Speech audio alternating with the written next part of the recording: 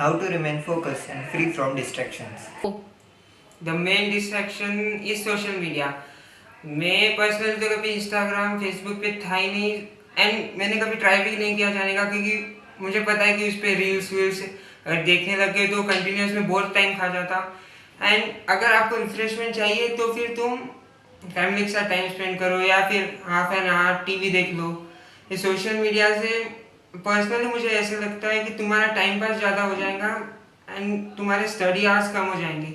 इसलिए I would say कि refreshment के लिए फैमिली के साथ टाइम स्पेंड करो रैदर दैन कि तुम सोशल मीडिया पे जाओ इन अगर तुम नीट के लिए प्रिपेयर कर रहे हो तो।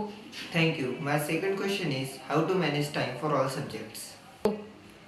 मैनेज टाइम मतलब शेड्यूल सबका अगर तुम्हारे क्लास टाइमिंग्स पे डिपेंड करता है या फिर तुम सेल्फ स्टडी कर रहे हो तो कितने टाइम तुम्हारे पास, मतलब एटलीस्ट तुमको 6 आवर्स की तो नींद कंपलसरी है। 6 आई थिंक कि 6 आवर्स नींद तो लेनी चाहिए ताकि तुम्हारा डे प्रोडक्टिव रह सके। एंड 6 आवर नींद and at least 1 to 2 hours of refreshment.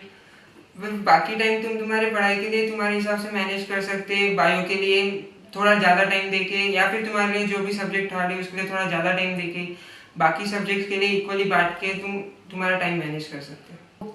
Okay. My next question is how to use NCERT for maximum benefit as it is main book for NEET. NCERT bio के लिए तो NCERT ही main book है। Almost 99% paper या फिर hardly 1 या 2 questions बाहर से आएंगे वो भी एनसीईआरटी से ही कनेक्टेड रहेंगे अगर वो आए भी पेपर में तो बायो के लिए तो पूरी पढ़ लो। सिर्फ थोड़ा मॉड्यूल से 1 या 2 बार मॉड्यूल पढ़ लेना, बाकी एनसीईआरटी तो तुमको टाइमली रिवाइज करनी ही पड़ेगी।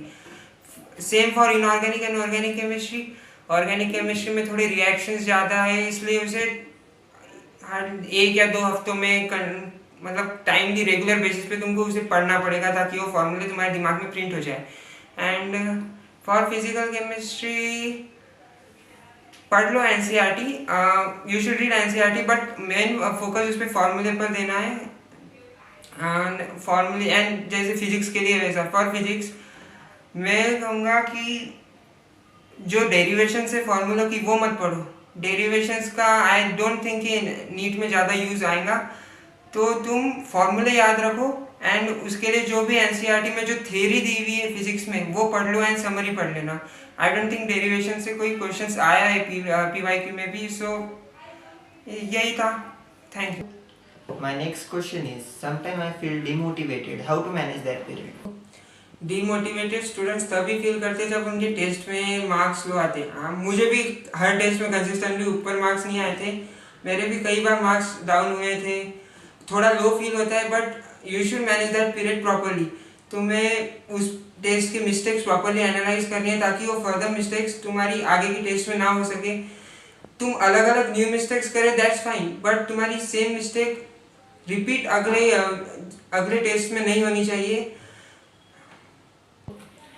तुम ऐसा नहीं करना है कि मुझे इस टेस्ट में कम मार्क्स आ गए तो मैं अगली टेस्ट दूंगा ही नहीं, उसमें भी कोई ज़्यादा कम आएंगे नहीं। तुमको सारी ऑलमोस्ट हर टेस्ट अटेम्प्ट करनी है, मार्क्स भले ही कम आ जाए तुम उस पर mistakes is the part of the process, तुमको उससे सीख कर आगे जाना है। एंड थोड़ा अगर टेस्ट में कम मार्क्स आएंगे तो बाहर 1 घंटा फ्रेंड्स के साथ हैंग आउट कर लो या फिर फैमिली के साथ थोड़ा ज़्यादा टाइम स्पेंड कर लो, उससे तुम रिफ्रेश होगे एंड तुमको फ्रेश फील होगा अगली बार पढ़ाई करने से पहले।